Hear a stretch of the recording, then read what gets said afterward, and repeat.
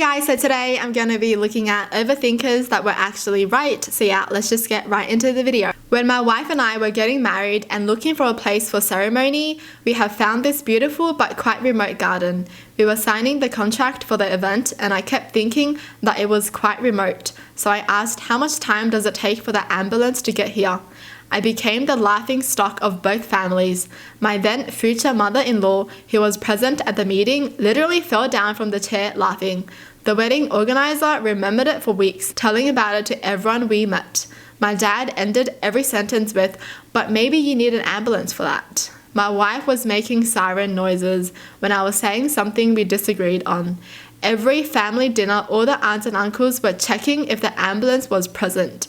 You name it, the entire package. Still, I couldn't get rid of this weird feeling. It would have taken an hour for the ambulance to get to the garden.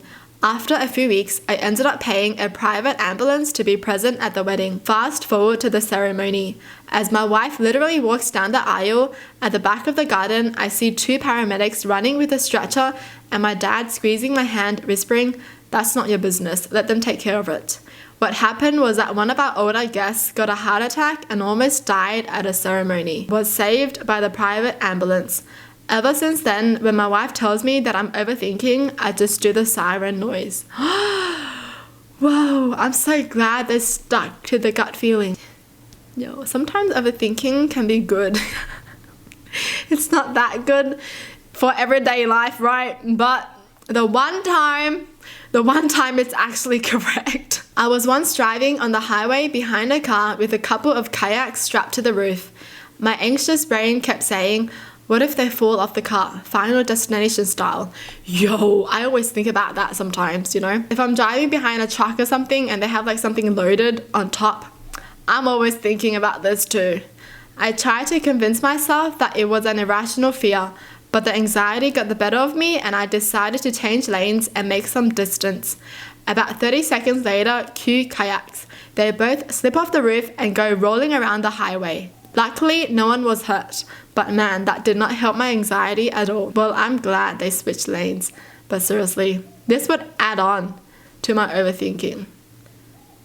You know, if it actually happens, I'm just gonna be like, every single thing I'm ever thinking about has to be real then. Injuring my dominant hand. As a kid, I had an irrational fear of having it chopped off. I spent all of my grade 6 teaching myself to write and do things with my left hand. As an adult, I broke a few fingers on my dominant hand, but it wasn't a big issue because I could do most things equally with my left hand.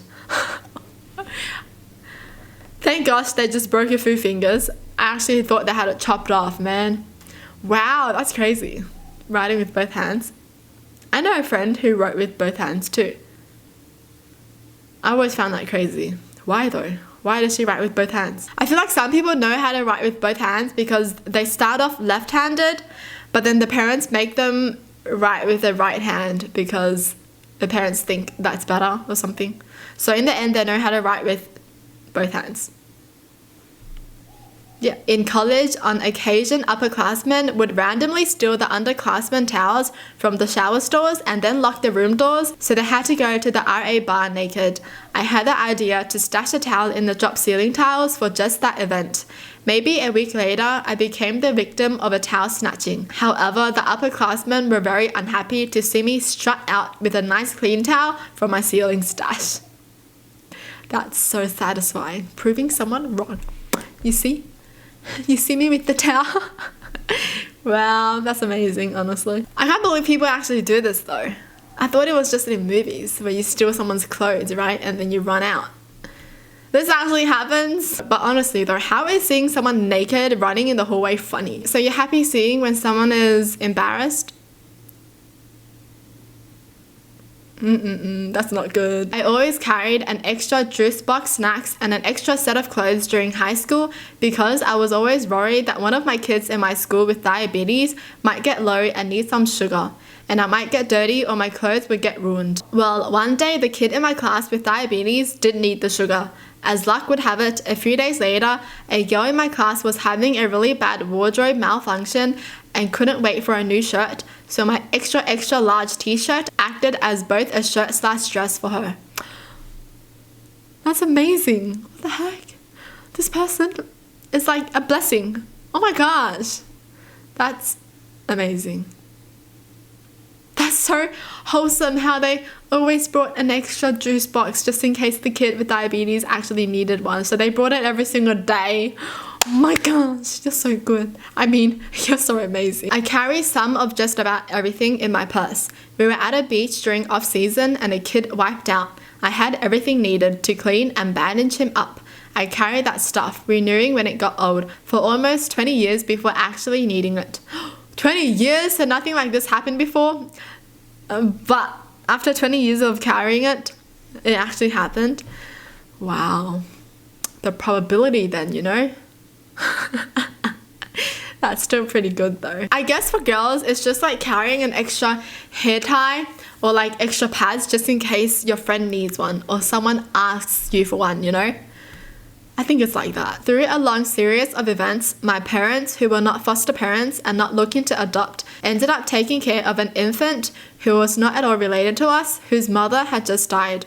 It was only supposed to be for a few weeks until she could be moved to a more permanent placement. As soon as I found out that my parents had agreed to help watch her temporarily, I knew where this was going, and I had all the initial adoption application paperwork printed out before she ever got to our house. Needless to say, my parents were pretty surprised the day they said they were thinking of adopting her, and I handed them a folder of forms and my handwritten notes on how the process worked.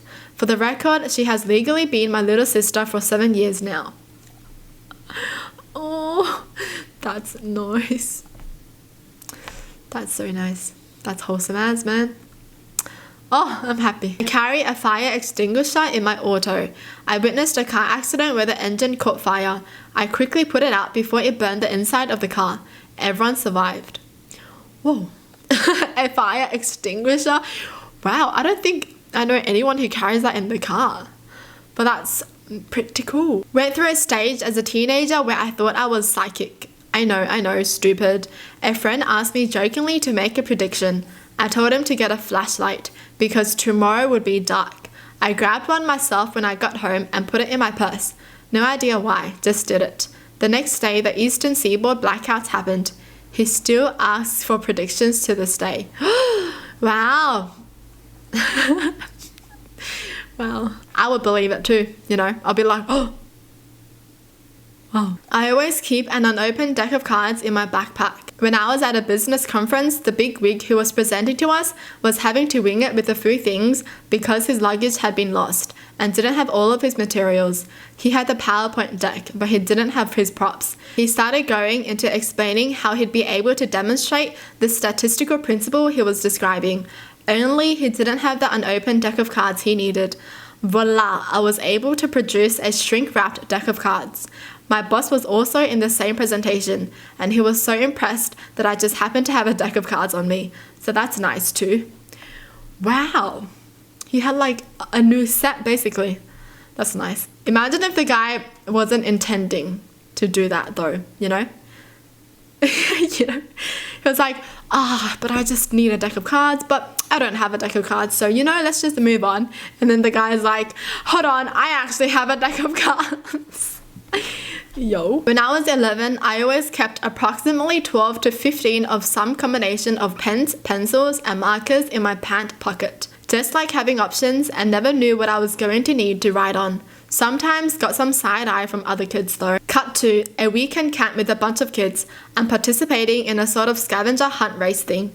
At one point, our teams hits this task where everyone has to draw or write something, but there's only 2 pens, about 10 people per team, and another team just showed up. With 1 pen assigned to each team, it's going slow until you get a pen, everybody gets a pen. Our team screams through the task because we all can write simultaneously, while the other team's left plodding along with their 1 pen. We eventually win. So who's weird now? Wow. That's a lot of pens though. 12 pens. 12 to 15 pens in one pocket. That's a lot of pens.